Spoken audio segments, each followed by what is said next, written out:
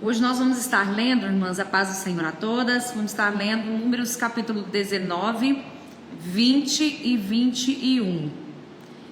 Antes de começar, vou estar aqui rendendo graças ao Senhor mais uma vez pela vida dos nossos pastores, pastor Abinair, pastora Meire, rendendo graças ao Senhor pela vida dos nossos pastores Lucas e pastora Gisele. E também rendendo graças a Deus pela vida da nossa querida pastora Gláucia, que é a abençoadora também desse projeto, que está conosco sempre, tem nos dado a bênção aí para esse projeto. E também da Rony Selma, que hoje está me acompanhando aqui. Deixar um cheiro para ela aí, que é uma bênção na minha vida aqui. Vamos começar então, irmãs? Amém? A paz do Senhor, irmã Flávia. Um beijo para você, viu? Vamos começar então, capítulo 19. Capítulo 19 diz assim: Falou mais o Senhor a Moisés e a Arão, dizendo: Este é o estatuto da lei do Senhor. Ordenou dizendo: Diz aos filhos de Israel que te tragam uma bezerra ruiva que não tenha defeito e sobre a qual não tenha sido posto jugo. E a dareis a Eleazar, o sacerdote. Ele a tirará para fora do arraial e a degolarás diante dele. E Eleazar, o sacerdote, tomará o seu sangue com o seu dedo e dele espargirá à frente da tenda da congregação 7 vezes. Então queimará a bezerra perante os seus olhos, e o seu couro e sua carne e o seu sangue como o seu esterco se queimará. E o sacerdote tomará pau de cedro, isopo e carmesim e os lançará no meio do fogo, que queimará a bezerra. Então o sacerdote lavará suas vestes, banhará a sua carne na água e depois entrará no arraial. E o sacerdote será imundo até a tarde. Também o que a queimou lavará suas vestes com água, em água banhará a sua carne, e imundo será até a tarde.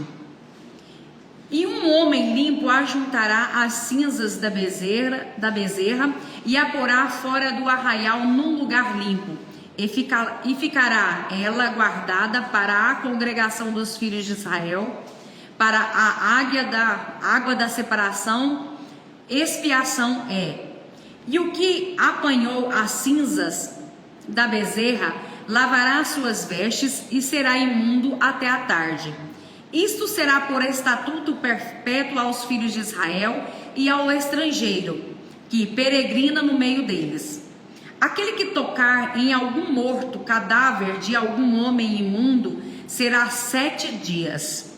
Ao 3º dia se purificará com aquela água e ao 7º dia será limpo. Mas ao 3º dia, se não purificar, não será limpo ao 7º dia. Todo aquele que tocar em algum morto, cadáver de algum homem, e não se purificar, contamina o tabernáculo do Senhor. E aquela pessoa será extirpada de Israel, porque a água da separação não foi espargida sobre o imundo. Será esta nele ainda na sua imundícia. Esta é a lei quando morrer algum homem em alguma tenda. Todo aquele que entrar naquela tenda e todo aquele que nela estiver será imundo 7 dias.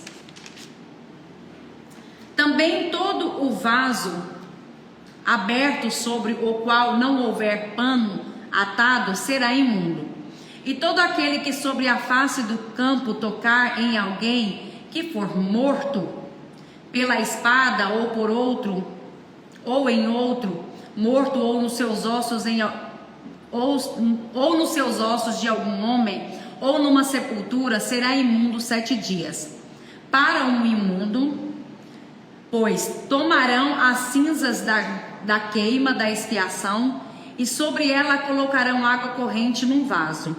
E um homem limpo tomará o isopo e molhará naquela água e espargirá sobre aquela tenda. e sobre todos os móveis e sobre as pessoas que ali estiverem, como também sobre aquele que tocar os ossos ou em alguém que foi morto ou que faleceu ou numa sepultura. E o limpo ao terceiro dia, o sétimo dia espargirá sobre o imundo, e o sétimo dia o purificará, e lavará as suas vestes e se banhará na água, e à tarde será limpo. Porém, o que for imundo e se não purificar por meio da congregação, será ele extirpado, porquanto contaminou o santuário do Senhor. A água da separação sobre ele não foi espargida, imundo é. Isto lhe será por estatuto perpétuo, e que espargirá a água da separação, lavarás as suas vestes, e que tocará a água da separação será imundo, até a tarde. Tudo que tocar o imundo também será imundo. A pessoa que tocar será imunda até a tarde. Capítulo 20. Chegando os filhos de Israel, toda a congregação ao deserto de Zim, no mês primeiro, o povo ficou em Cádiz. E Miriam morreu ali e foi sepultada. E não havia água para a congregação. Se congregaram contra Moisés e contra Arão. O povo contendeu com Moisés, dizendo: Oxalá tivéssemos parecido com o que pareceram os nossos irmãos perante o Senhor, porque trouxeram a congregação do Senhor a este deserto, para que morramos aqui, e os nossos animais. E por que fizeste subir do Egito para nos trazer a este lugar mau, lugar onde não há semente, e nem figos, e nem vides, e nem romãs, e nem tem água para beber? Então Moisés e Arão se foram de diante da congregação à porta da tenda da congregação, e se lançaram sobre os seus rostos, e a glória do Senhor lhes apareceu. E o Senhor falou a Moisés, dizendo: Toma a vara e a ajunta à congregação, tu e Arão teu irmão, e falai à rocha perante os seus olhos, e dará a sua água. E assim lhe tirarás a água da rocha, e darás de beber à congregação e aos seus animais. Então Moisés tomou a vara diante do Senhor, como lhe tinha ordenado, e Moisés e Arão se reuniram à congregação diante da rocha, e Moisés disse-lhe: Ouvi agora, rebeldes, porventura tiraremos água desta rocha para vós. Então Moisés levantou a sua mão e feriu a rocha 2 vezes com a sua vara, e saiu muita água, e bebeu a congregação e os seus animais. E o Senhor disse a Moisés e a Arão: Porquanto não crestes em mim para me santificardes diante dos filhos de Israel, por isso não produzireis esta congregação, introduzireis esta congregação na terra que lhe tenho dado. Estas são as águas de Meribá, porque os filhos de Israel contenderam contra o Senhor, e a santificou neles. Depois Moisés de Cádiz mandou mensageiros ao rei de Edom, dizendo: Assim diz teu irmão Israel: Sabes de todo o trabalho que a nós sobreveio, como os vossos pais desceram ao Egito, e como nós no Egito habitamos muitos dias, também como os egípcios nos maltrataram a nós e aos nossos pais. E clamamos ao Senhor, e Ele nos ouviu a nossa voz, e mandou um anjo e nos tirou do Egito. E eis que estamos em Cádiz, cidade na extremidade dos teus termos. Deixa-nos, pois, passar pela tua terra. Passaremos pelo campo, não passaremos pelo campo, nem pelas vinhas, nem beberemos a água dos poços. Iremos pela estrada real, não nos desviaremos para a direita nem para a esquerda, até que passemos pelos seus termos. Porém, Edom disse: não passarás por mim, para que eu não saia com a espada ao teu encontro. Então os filhos de Israel lhe disseram: subiremos pelo caminho aplanado, e se eu, o meu gado, bebermos das tuas águas, darei o preço delas. Não desejo alguma outra coisa senão passar a pé. Porém ele disse: não passarás. E saiu-lhe Edom ao encontro com muita gente e com uma mão forte. Assim recusou Edom deixar passar a Israel pelo seu termo. Por isso Israel desviou-se dele. E então partiram de Cátis. Assim os filhos de Israel, toda a congregação, chegaram ao monte Hor. E falou o Senhor a Moisés e a Arão no monte Hor, nos termos da terra de Edom, dizendo: Arão será recolhido a seu povo, porque não entrará na terra que tenho dado aos filhos de Israel, porquanto rebelde fostes à minha ordem nas águas de Meribá. Toma Arão e a Eleazar, seu filho, e faz-o subir ao monte Hor. E despe a Arão as suas vestes, e veste-as em Eleazar, seu filho, porque Arão será recolhido e morrerá ali. Fez, pois, Moisés como o Senhor lhe ordenara, e subiram ao monte Hor perante o Senhor, os olhos de toda a congregação, perante o Senhor. Isso, onde que eu parei aqui? Isso, perante os olhos de toda a congregação. E Moisés despiu a Arão de suas vestes, e as vestiu em Eleazar, seu filho, e morreu ali Arão, sobre o cume do monte. E então desceram Moisés e Eleazar do monte. Vendo, pois, toda a congregação que era morto, choraram a Arão 30 dias, toda a casa de Israel. Capítulo 21. Ouvindo o cananeu, rei de Arade, que habitava para o lado do sul, que Israel vinha pelo caminho dos espias, planejou contra Israel, e dele levou alguns prisioneiros. Então Israel fez um voto ao Senhor, dizendo: se de fato entregares este povo à minha mão, destruirei totalmente as suas cidades. O Senhor, pois, ouviu a voz de Israel e entregou os cananeus, que foram destruídos totalmente, e eles, as suas cidades, e o nome daquele lugar chamou-se Horma. Então partiu do monte Hor pelo caminho do Mar Vermelho, a rodear a terra de Edom. Porém a alma do povo angustiou-se naquele caminho, e o povo falou contra Deus e contra Moisés: que nos fizeste subir do Egito, que morrêssemos neste deserto, pois aqui não tem pão, não tem água, e a vossa alma tem fastio, desde o pão tão vil. Então o Senhor mandou entre o povo serpentes ardentes que picaram o povo, e morreu muita gente em Israel.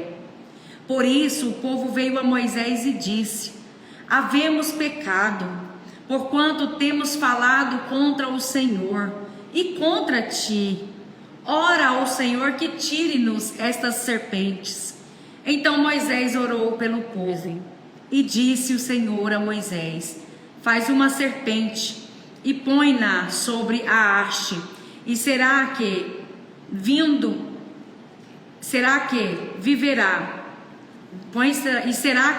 viverá todo aquele que, tendo sido picado, olhar para ela.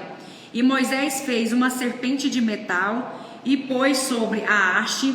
Então sucedia que, picando algum a serpente, alguém, quando a essa olhava para a serpente de metal, vivia.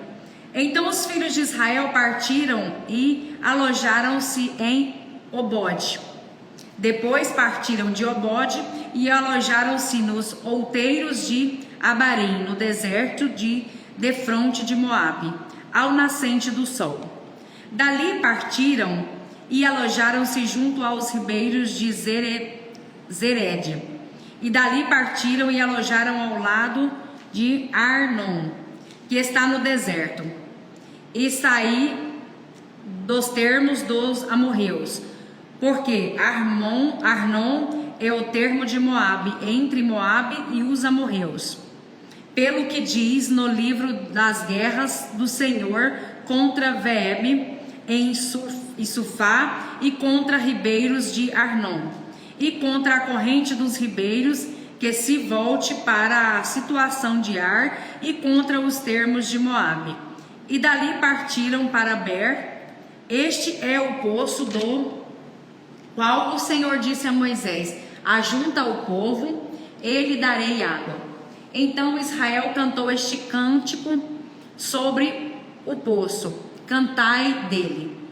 Do poço que cavaram os príncipes, que escavaram os nobres do povo e os legislador com os seus bordões, e do deserto partiram para Matana, e de Matana para Naaliel, e de Naaliel para Bamote, e de Bamote ao vale que está no campo de Moabe, no cume de Pisga, à vista do deserto. Então Israel mandou mensageiros a Seom, rei dos amorreus, dizendo: deixa-me passar pela sua terra, não nos desviaremos pelos campos, nem pelas vinhas. As águas dos poços não beberemos, iremos pela estrada real, até que passemos pelos teus termos. Porém Seom não deixou passar a Israel pelos seus termos. Antes Seom congregou todo o seu povo e saiu ao encontro de Israel no deserto, e veio a Jaza e pelejou contra Israel. Mas Israel o feriu ao fio da espada e tomou a sua terra em possessão desde Arnon e até Jaboque, até os filhos de Amon, porquanto o termo dos filhos de Amon era forte. Assim Israel tomou todas as cidades e habitou em todas elas, em Esbom e em todas as suas aldeias, porque Esbom era a cidade de Seom, rei dos amorreus, que tinha pelejado contra... Certo, irmãs? Dá um ok, que a gente vai continuar. Tudo certo. Deu certo? Ok. Vamos continuar do verso 28 do capítulo 21. Então vamos lá. Porque saiu fogo de Esbom e uma chama da cidade de Seom, e consumiu Ar dos Moabitas e os senhores dos altos de Arnon. Ai de ti, Moabe, perdido és, povo de Quemos.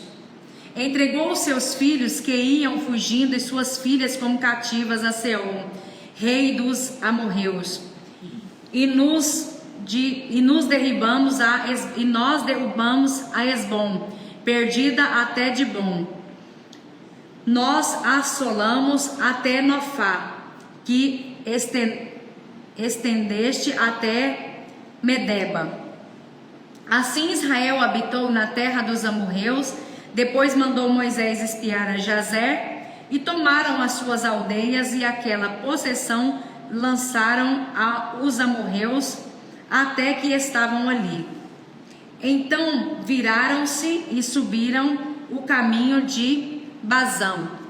Ali Og, rei de Bazã, saiu contra eles, e todo o seu povo, e a peleja em Adrei. E disse o Senhor a Moisés: não temas, porque eu tenho dado na tua mão, e ele e todo o seu povo e a sua terra dar-lhe-ás como fizeste a Seom, rei dos amorreus, que habitava em Esbom. E de tal maneira feriram a ele e aos seus filhos e todo o seu povo, que nenhum deles escapou, e foram e tomaram a sua terra em possessão. Terminamos então no capítulo 21, né? E aqui nós vamos fazer apenas também algumas observações.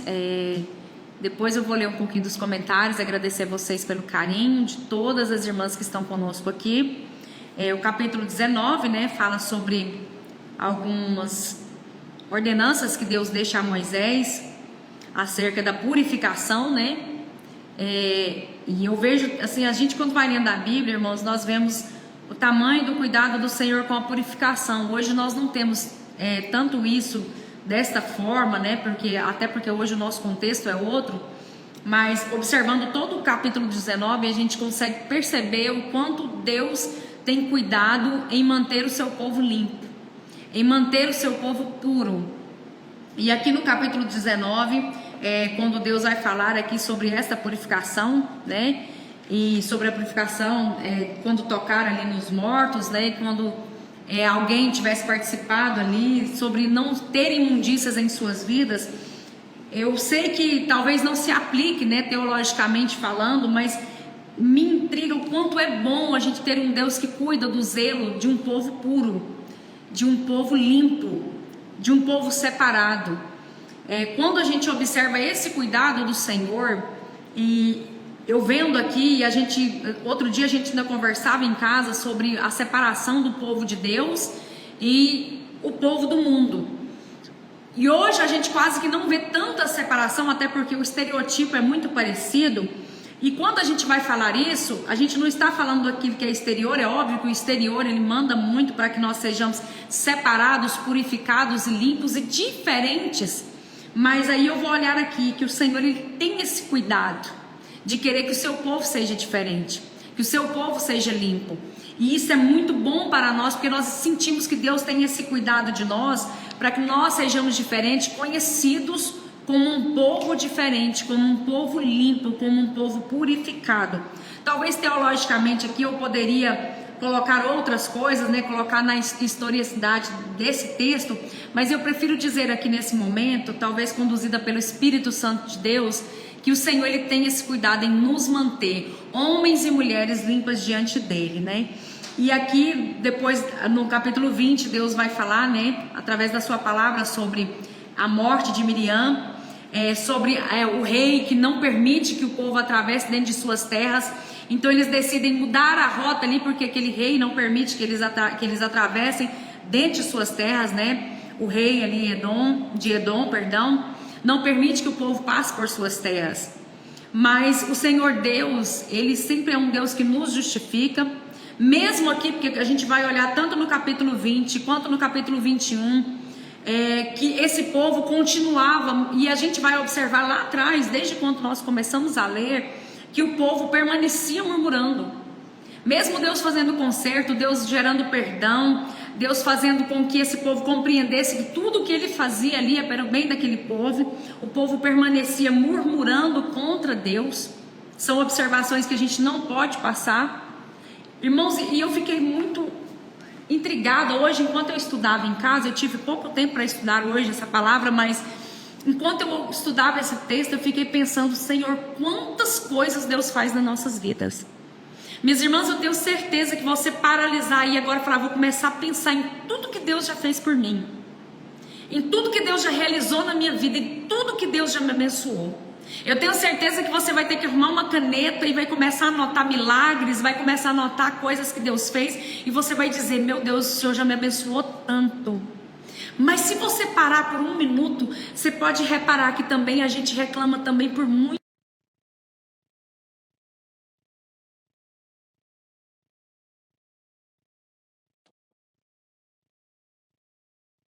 Às vezes por muito pouco a gente deixa de adorar ao Senhor, por muito pouco a gente deixa de glorificar o nome do Senhor. E aqui eu observando esse povo, a gente vem observando desde o livro de Números, lá no comecinho, esse povo vem reclamando, e Deus já tinha feito tantas coisas, irmãos. Minhas irmãs, eu queria aqui deixar um conselho, porque quando eu vou ler esse texto aqui, eu vejo mais reclamação desse povo, e Deus já havia feito um conserto com eles. Deus já havia ali florescido, né? Como nós falamos na palavra de ontem, a vara de Arão.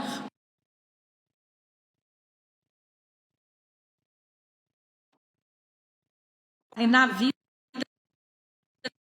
Deus ali então floresceu aquela vara. Mas ainda assim o povo continuava a reclamar e a murmurar. Eu acho muito interessante isso aqui, mas eu quero aqui compartilhar com você e aconselhar você, bem como o Senhor falou comigo. Vamos ser mais gratos ao que o Senhor já fez e começar a olhar para a promessa. Nós já falamos aqui sobre a promessa, o olho na promessa, o olho no que Deus tem para fazer, no que Deus prometeu fazer, no que Deus ainda vai fazer. Mas eu acho interessante aqui porque Deus está falando comigo desde a hora que eu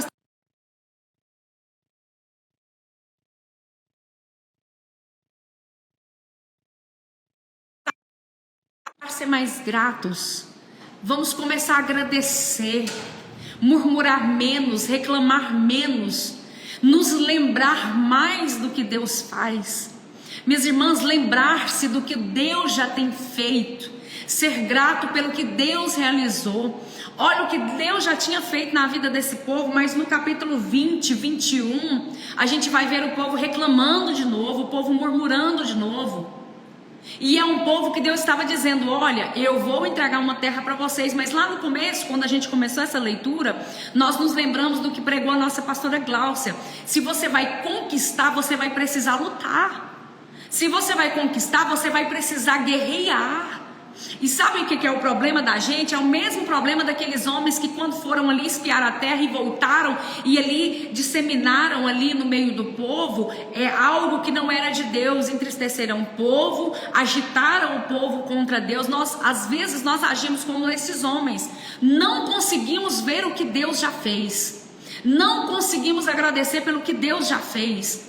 Deus está o tempo todo agindo na vida desse povo, Deus está o tempo todo livrando esse povo, Deus está o tempo todo curando esse povo, levando, conduzindo, alimentando, protegendo esse povo. Mas a gente vai ver esse povo reclamar mais 2 capítulos aqui.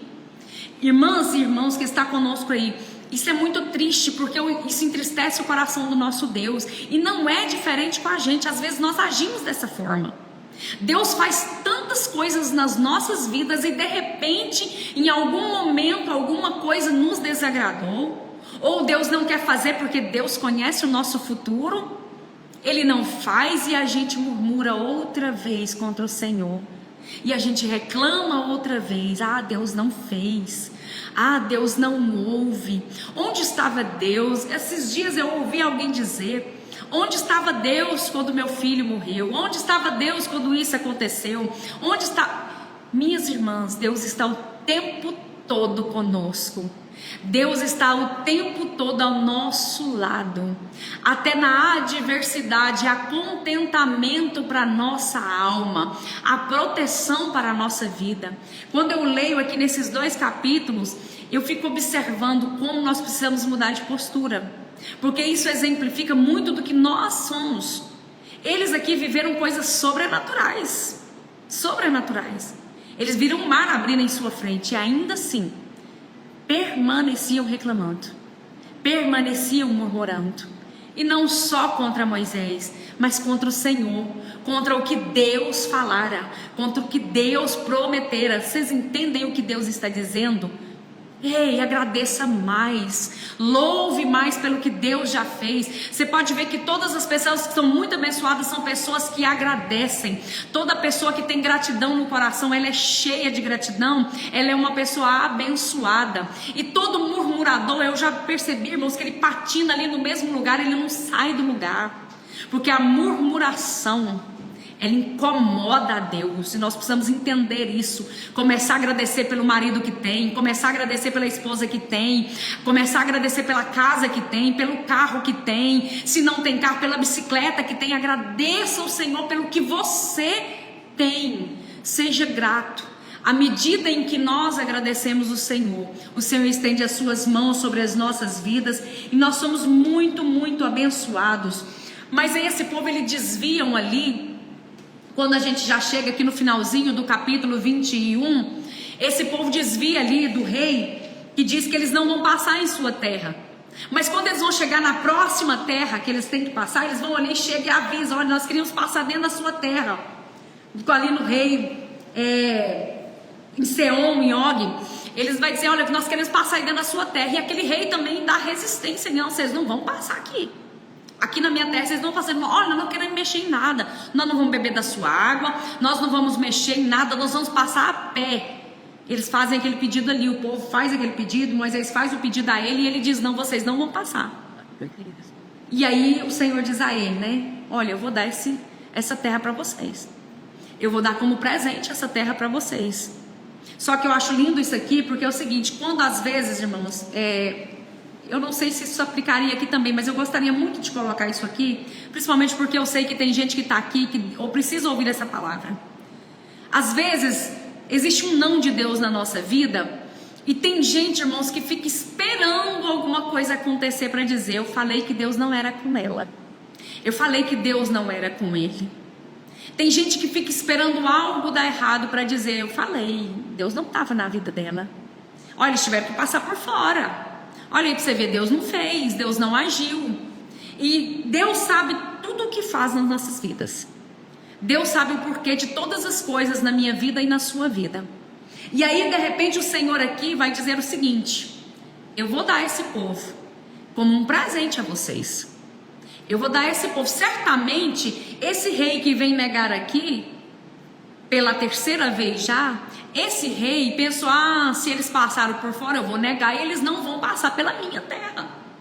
Só que alguém não entende que Deus vai dizer não em um certo momento, mas quando Deus disser sim, muita gente vai ter que ver. Aquele rei negou, assim como o outro havia negado: não vai passar pela minha terra. Mas Deus diz: nessa terra vocês vão passar. Então entenda o que Deus está dizendo nessa tarde para mim e para você. Vai existir o não de Deus em algum momento da sua vida. Em algum momento da sua vida, alguém vai dizer: eu disse não e não passou. Mas em algum momento da sua vida, Deus vai dizer: a porta que eu abro, o homem não fecha, mas a porta que eu fecho, o homem não abre. Em algum momento da sua vida, alguém vai dizer: eu sabia, e assim, e Deus vai dizer: não. Eu sou o Deus dessa mulher, eu sou o Deus desse homem, eu sou o Deus da vida dela, eu sou o Deus da vida dele. E só acontece na vida dela e dele aquilo que eu quero que aconteça. Porque nem toda prova em nossas vidas é maldição, entenda isso. Até a adversidade, ela é para nos abençoar. Até aquilo que nos fere é para nos abençoar, porque tudo está no controle do Senhor. Nada acontece, foge do controle do Senhor. Entenda isso. Eu lembro que eu passava algumas lutas na minha vida e minha mãe faleceu, mas as palavras que ela falava para mim ficou na minha cabeça. Às vezes eu chegava angustiada na casa dela e eu queria um abraço, e eu queria chorar, e eu queria fazer de fraca, e ela dizia para mim: Deus está no controle. E eu dizia: mãe, mas não é isso que eu queria ouvir, eu estou angustiada. E ela dizia: mas Deus está no controle. E como aquelas palavras ficaram cravadas no meu coração. Minhas irmãs, Deus está no controle. Deus está no controle de todas as ações em nossas vidas. Deus está no controle da tua casa. Deus está no controle da tua família. Deus está conduzindo a tua casa até o céu. Aqui a Bíblia diz que Deus conduzia esse povo até a terra prometida. E hoje eu quero profetizar que há uma terra que nos espera, e Deus tem conduzido a mim e a você para chegar nessa terra. E eu creio que nós chegaremos ali. Mas nós chegaremos se nós entendermos que a gratidão ao Senhor, minha irmã, a gratidão ao Senhor vai mudar tudo na minha e na sua vida. E eu tenho certeza que hoje você entende que você sendo mais grata, você vai ser mais abençoada.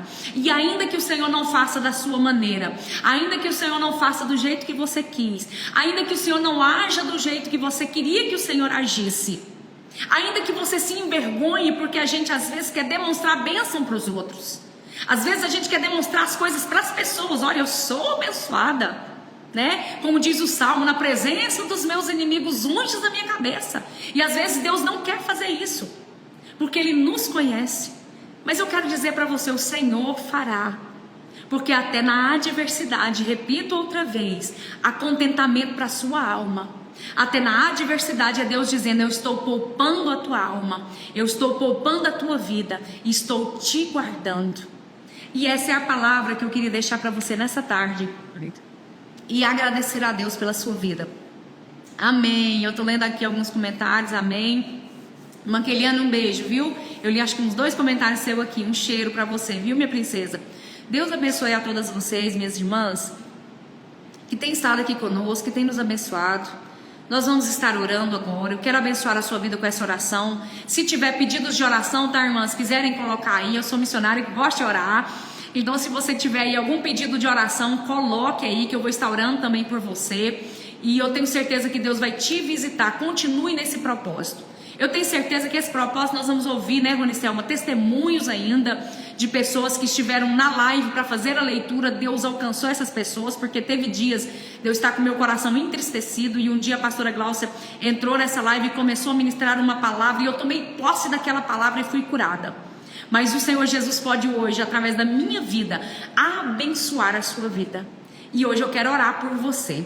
Amém? Para você ser mais grata, para você ser mais abençoada, assim como eu serei abençoada. Eu tenho certeza que você também vai ser abençoada, porque nós somos abençoados na medida que nós agradecemos o que já foi feito. E eu tenho certeza que você compreende o que Deus está falando nessa tarde. E a partir de hoje a gente vai mudar de postura.